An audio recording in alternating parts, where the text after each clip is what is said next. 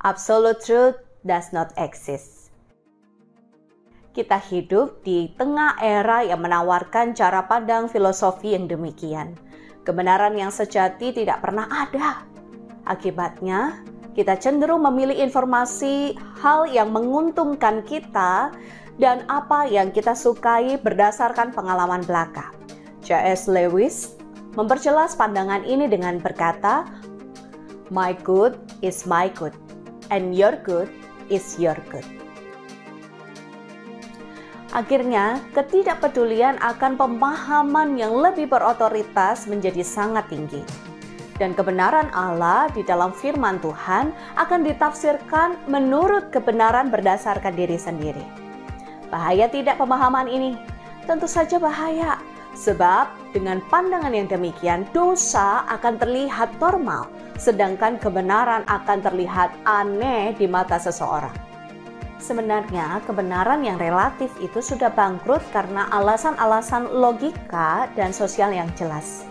Pertama, jika semua kebenaran itu relatif, maka kebenaran yang relatif itu jatuh pada pandangan ini pula. Kita tidak dapat mengeklaim bahwa kebenaran relatif ini adalah pemahaman yang absolut. Lalu, untuk apa kita mempercayainya? Yang kedua, tidak ada pemahaman yang sama-sama benar atau sama-sama salah. Sebab, jika sama-sama benar dan sama-sama salah, lalu untuk apa adanya perbedaan pandangan yang begitu eksklusif di tengah kehidupan sosial kita, bukan?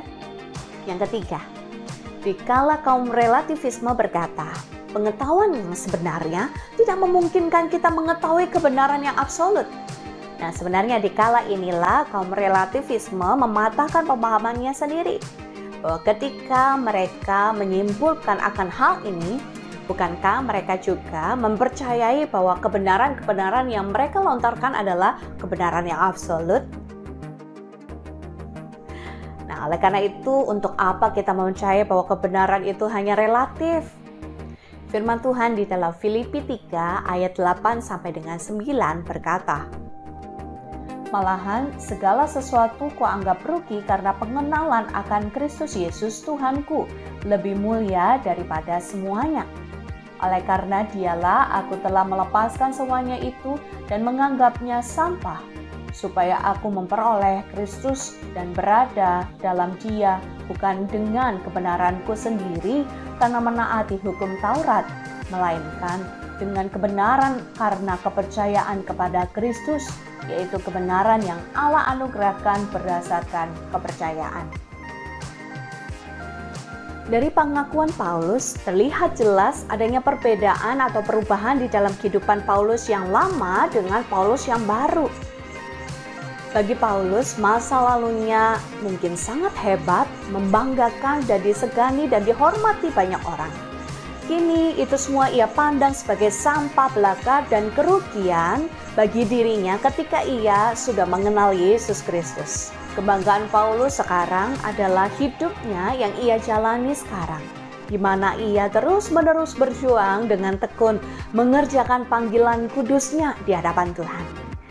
Di dalam sikapnya ini, Paulus merendahkan hatinya untuk menerima kebenaran yang sejati dari Tuhan dan tidak menganggap semua pemahaman dan juga pengalamannya itu sendiri sebagai patokan kebenaran di dalam kehidupannya.